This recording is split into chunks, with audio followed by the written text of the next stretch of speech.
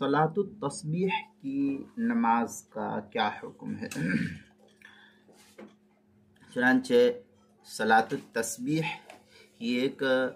بہت ہی خاص اور اہم نماز شمار کی جاتی ہے۔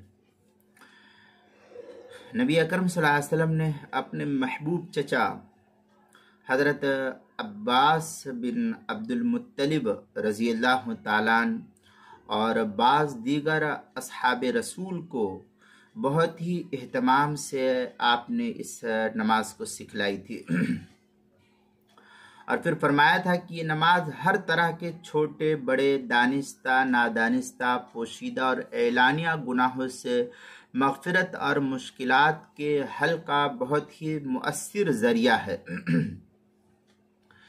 اور اس میں آپ صلی اللہ علیہ وسلم نے یہ بھی تاکید فرمائی کہ اگر ممکن ہو تو روزانہ پڑھو،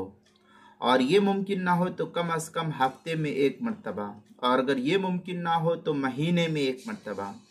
اور اگر یہ بھی ممکن نہ ہو تو سال میں ایک مرتبہ، اور ان تمام میں سے کوئی بھی ممکن نہ ہو سکے تو پھر کم سے کم درجہ یہ ہے کہ ایک مرتبہ پوری زندگی میں تو اس نماز کو ضرور ہی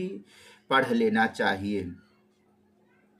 یہ تفصیل جو ہے ابو داؤد شریف کے حدیث نمبر 1297، ابن ماجہ شریف حدیث نمبر 1386، ترمذی شریف جلد نمبر 1 صفحہ نمبر 109 پر نقل کیا ہے۔ در مختار میں ہے واربع صلاۃ التسبیح ب300 تسبیحہ وفضلها عظیم۔ اس طریقے کی عبارت جو ہے در مختار میں شامی اس کی دوسری جلد صفحہ 471، کتاب المسائل پہلی جلد صفحہ 498 اور 499 پر بھی اس کو نقل کیا گیا، وہاں بھی دیکھ سکتے ہیں۔